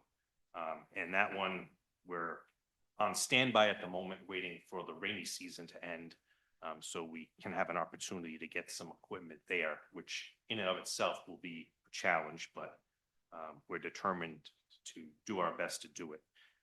So on top of the waiting on dryness, our other big issue is we're most likely going to have to do that in-house. So obviously there's no occupants there, so we lost a volunteer pool. And more importantly, many of our community partners and the volunteers that had stepped up have suffered significant financial funding losses over the last 2 months. And some of their jobs have been eliminated in recent weeks. So we might not have access to those people who stepped up to the plate. So again, hopefully in a few weeks, as the rainy season ends, we'll be able to get out to that last major location and get it rectified the best we can. So I had asked this to be put on the agenda only because what triggered my curiosity was something that Chief Levine put in his updates a couple of weeks ago. I think it was 2 Fridays ago, about an encampment on Pulaski Street with a rescue situation. A young boy, did you read that? Yeah. Yeah. That's kind of what triggered my, oh yeah, thought process. It seems like the weather's breaking again and people are popping up. Right. Unrelated to this, obviously, there's one of the side effects of having this ordinance is some people ended up on private property, Okay. which isn't in our jurisdiction, but we do work closely with the landowners to get them whatever their desires are, enforcing the appropriate laws based on their actions. And there have been a couple of private property instances. So that was a private property issue in Pulaski? Right. Okay. I wasn't aware of that. I know anyone that I've seen or heard pop up, sent over to Jeff or whoever, and it's kind of been rectified before it became a mess or anything like that. We had a pretty good understanding at one point when this was a very hot topic of how many folks we had out there. There was a pretty good number. It was, well, in the beginning it was in the 60s, wasn't It's it? 54, I think, and then it got down to 44, and then it got down to It kept 36, shrinking. and then, Do we have any idea where we stand anymore with any of that? I don't. again, I think the source of those information are the people that had the direct contact with the population on a daily basis doesn't exist anymore. So it definitely wouldn't be as accurate, but We were actually making visits out to what we thought sites might be. Do we still just swing by and check things out, or how did that handle? right, they still, Chief Veronas and Chief Norberg both take frequent walks as well as the DPW directors when he's not wearing a boot. Okay. Any more questions? No, thank you for the update, appreciate it. Thank you. Resolution establishing the position of municipal veteran service officer. Move the resolution. Second. Second, Tom? Again, when we first spoke of this several weeks ago, this was something that's been on my to-do list for a while. And once the budget process was wrapping up, I was able to spend some more time on it. This is I don't want to say it's a bit wordy since it's only a page and a half. However, my intent is to not reinvent the wheel. My intent is to be able to provide something locally on behalf of the government of West Warwick, a central resource where we can share information and some people with some expertise to help the veterans and their families access and receive the services that are available to them and that they deserve. So there's a lot of little, bullet points here on what specifically they do. My intent would also be, because a lot of communities have one. To me, I think we're offering a resource, and if I can make it as simple as we have a web page on our website dedicated to our veterans community that lists the various resources that are available to them, or any civic functions or whatever the case may be, that we also have people that are willing to step up and, whether they're listed on the town site, so we could offer them a meeting space if they need to meet with a veteran or a family member in one of our conference rooms, or in this room, or in my office if they need to go over those services. So I'm not looking for one. If there are 3 people from 3 different branches of services that are interested in sharing their skills and abilities, and I know there are some people that do this job already, but if they want to more or less advertise here and offer those services, I'd like to try to facilitate that. So that's kind of it in a nutshell. Again, this was put out in a draft version after, speaking to several people that do this for a living, and that are in the veterans service community. So again, it's still in draft form, so I'm definitely open to comments and revision. Initially, I was trying to get it done during the month of May, so it could have been announced at Memorial Day and promoted a bit, but sadly, better late than never. Any questions from our comments?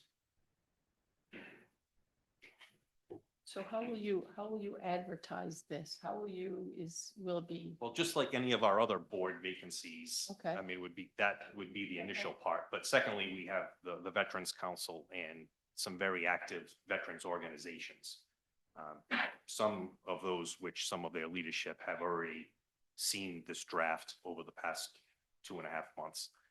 So if approved, they would get it, and I'd seek their input to send us some people or have them reach out to me so we can discuss it. It's a work in progress, and that's why I had set this in 2 years or whatever. We'd review it and change it, upgrade it, make any proposed changes to strengthen it and make it better. So ultimately, this really could be sort of a municipal veterans service council as opposed to a single entity, one person. I mean, I envision a bunch of individuals, because there's plenty of veterans councils out there. I don't necessarily want to make something that causes them to meet and have open records. No. And, that it would be a team, work together. Yeah, I know there are other veterans councils that work together. Yeah, I didn't mean a formal council established. I meant a group of people working together. Yes. Yeah.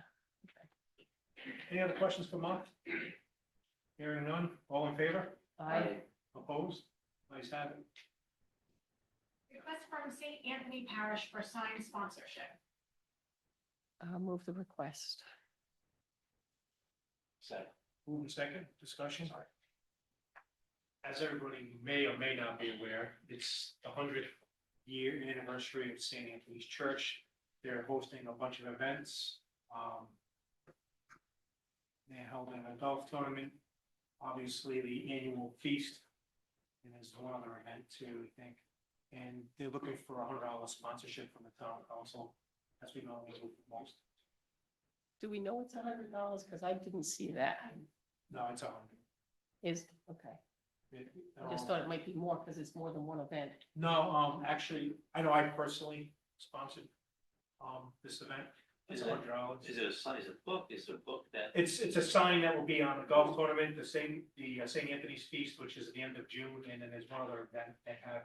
And they'll also keep it on their property.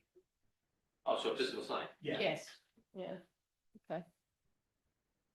Any other discussion? Hearing none, all in favor? Aye. Opposed? Ayes have it. School building committee update. Okay, briefly, tomorrow is the next school building committee meeting at the media center at the high school at 4 p.m. The stage we're at right now is the submission of the responses for the stage 2 inquiries that came back from RIDE will be submitted on or before July 21st in preparation of activity in the fall. In the meantime, we're looking to move forward with the Payan Street project, moving towards a stage 3 operation with that particular facility. And with that, tomorrow we'll be discussing a continuing contract with both Left Field and the Tecton Architects. And obviously the ultimate goal is finalizing plans for a bond referendum in the fall. Any questions for Mark? Thank you for the update.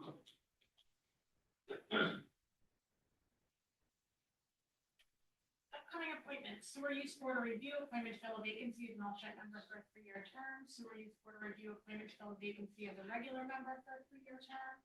Tax assessment board review, fill a vacancy for a 3-year term. School building committee, recreation committee, the Tuxet River Authority, appointment to fill a vacancy for an unexpired term ending June 2026. The Tuxet River Authority, appointment or reappointment for a 3-year term. Planning board, appointment or reappointment for a 5-year term. And zoning board, appointment or reappointment for a 5-year term. Upcoming town council meetings and events. June 17th, we have a regular town council meeting. July 8th, there is a regular town council meeting. August 12th, there's a regular town council meeting. And September 2nd, there's a regular town. Okay. Public forum. Public comment. I'd like to add something, since public comment doesn't matter, but, upcoming meetings and events, I feel it's pretty significant. We spent $750,000 on this project. The park in Brompton is open. However, the dedication and the naming of the Stephen F. Clark Memorial Park in Brompton will be held on June 10th, the Saturday. I'm sorry, June 14th, it's Saturday at 10 a.m. June 14th, Saturday at 10 a.m. I think it's very important. It's something I actually wanted to do since I ran for council in 2016, something like this. And it's only fitting that the naming of this, I'll wait till the actual dedication day, but it coincides with the last weekend's event at URI, the Summer Olympics for the Special Olympics that was held last weekend. So we wanted to do it right around that time. It's only fitting. Well, Mark, is that going to be? I haven't seen that anywhere. The flyer just got completed a couple of days ago. I think I emailed it to everybody yesterday. Yeah. And I'll be putting it out on a code red, and I'll send it out to Kendra as well. It's being very well used right now. all the time. It's gorgeous. It's absolutely gorgeous. Great playground, I agree. Right, I did invite the DEM folks, obviously, they Yeah. contributed $400,000 towards that project, as well as the governor's commission, our delegation, the council. In another event that's coming up, actually this Friday, class of 2025 for West Warwick High School. So congratulations to those students who moving on to bigger and better passions, whether it's college, law enforcement, military, wherever it may be, but that's this Friday night also. We do have openings in law enforcement, right? And you can get $2,500 and, yeah.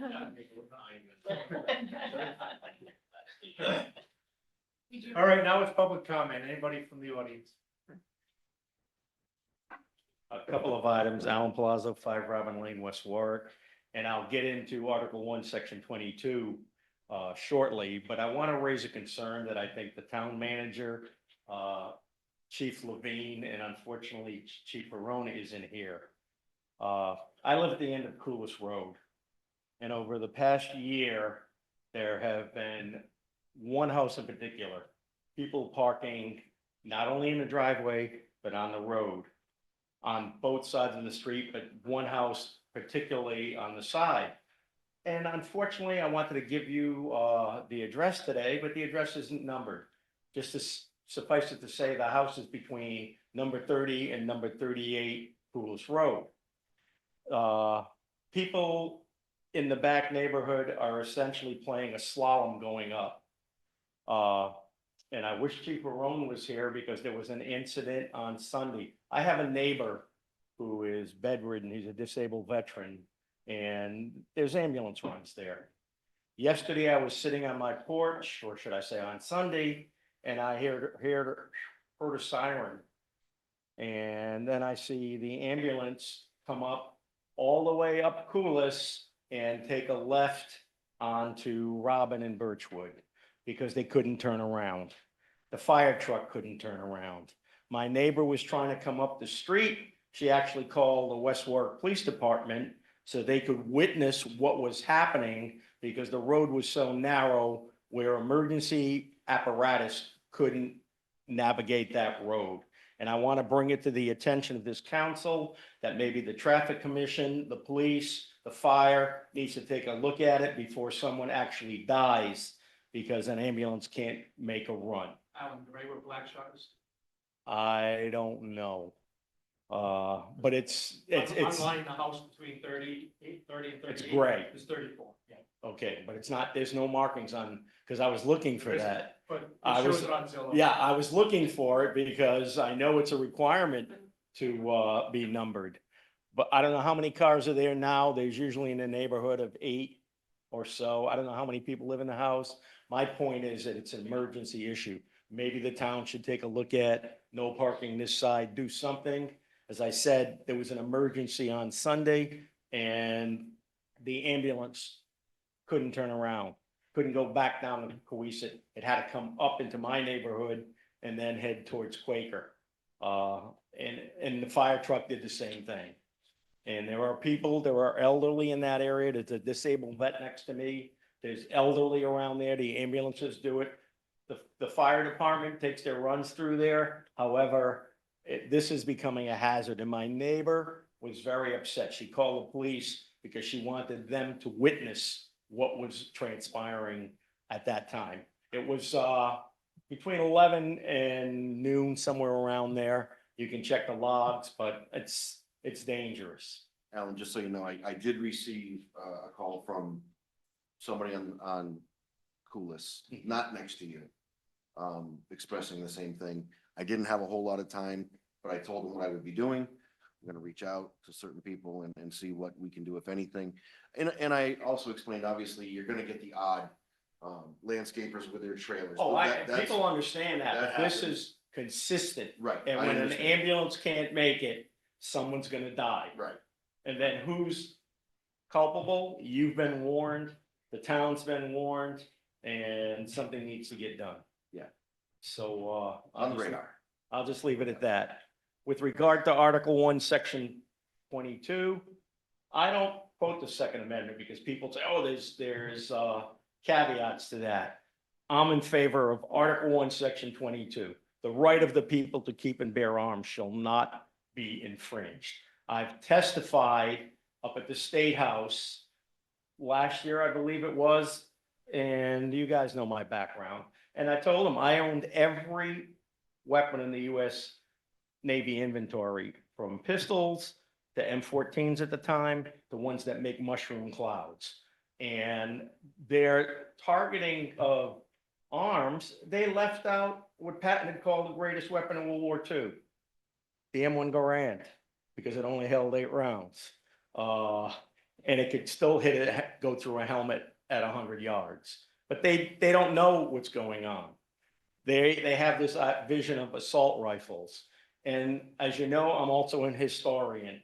I'm not sure if you know who Albert Martin was. He was a Rhode Islander born in the first decade of the 19th century, put a sign on his door going to hell of Texas. He went to Gonzales, Texas.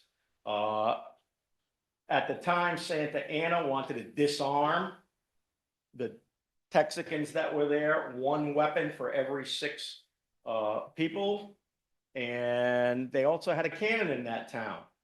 That was the inspiration for the first Lone Star flag in Texas. I know you've seen the flag. It's got a cannon on it. It says, "Come and take it." Well, Albert Martin was the only Rhode Islander at the Alamo. He was surrounded. He knew the situation.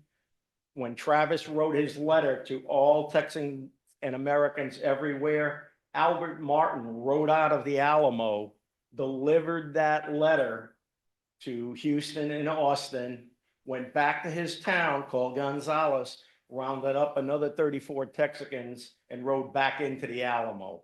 Okay? He understood, and as Mr. Dennison pointed out, the right to keep and bear arms to defend yourself is not granted by any government. It's a God-given right, as are the first 10 amendments of the Constitution. And you need to understand that. Hopefully you know what Kristallnacht was, the night of the broken glass in 1938, when the Jews in Germany were subject to beatings, murders. What most people don't know is that the day before, the chief of police in Berlin reported that they had confiscated small arms, long guns, and ammunition from the Jews. So the Jews had nothing to protect themselves. Recently, in our nation's capital, which has some of the strongest gun laws in the country, 2 innocent people were gunned down. Oh, by the way, I've read that over 20 shots were fired. So much for small magazines. They didn't have a chance. Yesterday, or should I say Sunday, in Boulder, Colorado, a lunatic who couldn't get a gun, but he came up with what he called a Molotov cocktail, which it really wasn't. And you can see videos of him standing there with the weapons in his hand. And yes, they were weapons. And no one was there who could have taken him out because they didn't have a weapon. It's that simple. And, you know, heaven forbid this happens in our community. I was just up at the State House and the yellow shirts were there, but coming off near the train station, there were about 10 people waving Palestinian flags. Okay, I have no problem with that, as long as they don't take further action. Who will protect the innocent people who don't have a method to protect themselves? It's all wonderful to think, yeah, the police will come. I used to tell my students, you can call 911 all you want. The average response time in Warwick was 6 minutes. A lot of damage can be done in 6 minutes. You know, I don't have any weapons, but hopefully there will be someone, if the time came, someone would stand up, okay? The Nazis tried to disarm the Jews in the Warsaw Ghetto, but they took a stand and they fought, even though they knew they were gonna die. If you want to read a good book, read Miller 18. And that's all I'm gonna say. Do not disarm the American people. You may have all the most wonderful thoughts around, but ask Chief Levine if he can respond quick enough when you have a lunatic with a lot of weapons going after somebody. And even worse, I had training in anti-terrorism standing up. If you paid attention to what's going on in Europe, it's not just necessary a weapon or a gun. A lot of those people are taken out by vehicles. It's happened out in the United States, but if someone could respond, it may have saved American lives. And that's what I spent 23 years while I was in the Navy, to protect Americans so it didn't happen here. I don't have it on tonight, but I like to wear a Mogan David in solidarity with some of my classmates from West Warwick High School. I write to them all the time and say, stay safe, take care, and be careful. And as Esther House used to say on Hill Street Blues, for those who like the chief or dinosaurs, let's be careful out there. Thank you, Al. Any other public comment? I have two online. Right. Tom? Good evening, ladies and gentlemen. Tom Oates, 6 Colonial Way. Good evening. As you know, I've been critical as to the way we do things in West Warwick and in Rhode Island for a number of years. So we won't change tonight. I just wanted to mention the sound system, David. It's atrocious. Since I had my last surgery, I missed a few meetings where I was not ambulatory. Then actually, that's the reason I'm not there tonight. But the sound system on Zoom, it's very difficult. And a few others that have been out there have been messaging back and forth that it's very difficult if you're not in the chambers listening. So just wanted to bring that up. And continuing on with being critical, Councilman Licciardi, if you could lean a little forward so I could see your handsome face. There you are. I don't know why it took this long for West Warwick to whack that home run. And I think we learned a lot from the playground up at the Civic Center. Jason, we all need to be proud of you and all the people that did so much work. That playground is amazing. I drive by there 2 or 3 times a day. There are kids everywhere. And forget the kids. You got the parents sitting out there in lawn chairs watching. It's a family park. You hit it out of the ballpark, West Warwick. It's gorgeous and makes me now, again, proud to be a citizen of West Warwick. Great job to all involved, especially Jason with his leadership for this project over this long period of time getting it finished. But it's absolutely gorgeous. Kudos to all. Thank you. Thank you, Tom. Jason, you can sit back. I'm in a good position right now. Thank Tom, you. you're not muted yet, so be Oh. careful. On that. Who's that? Why do you pop the window? Here we go. Here you go. Derek, you're unmuted. Eric? Hello? Yes. Yes, you are. Is it working? Remind everybody that. All right. So this is Derek Reed, 62 Andrews Avenue for a few more weeks, and then me and David get the party in his ward. So So to reflect on what Tom just said about the park's beautiful. I've been watching it myself. Did a great job. I was able to do a little bit of reviewing of the plans back when I was on the rec board with my good friend that we lost. That was probably the last thing we kind of conversated about, but it looks beautiful. The only question I got is that's got a beautiful sign with the West Warwick seal on it. I think we need to find another sign kind of like that to put up at that Factory Street playground. I think that's a nice piece to put on our playgrounds that we're remodeling. That's just my opinion. The next thing I got is that Second Amendment discussion. I'm having a little trouble figuring out how you can be in favor of the Second Amendment, but oppose banning weapons or guns, shall we call them. It's kind of confusing to me. If you are in favor of the Second Amendment, then you're in favor of guns. I mean, that's what it is. And to reflect what Mark said, the Constitution was written a long time ago to protect our rights as people of America. So I don't think anything should be coming forward to take that away from us. I thank the three of you that voted yes. Miss Mary Beth, I hope you change your mind when you read the bill and you see that they're trying to ban just about every kind of machine that shoots a bullet that's in that bill. It's not just assault weapons. They're using assault weapons for the title.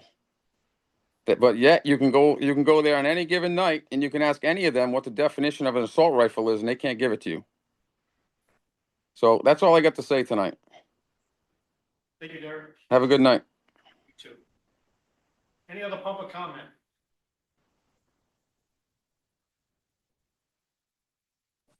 One more, David, if I can. Who unmuted you, Tom? Who unmuted you? Yeah.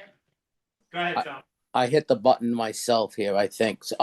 Jason, just a consideration, June 14th, for the dedication of the park, be beautiful to fold in, the American flag right there. Flag Day, June 14th.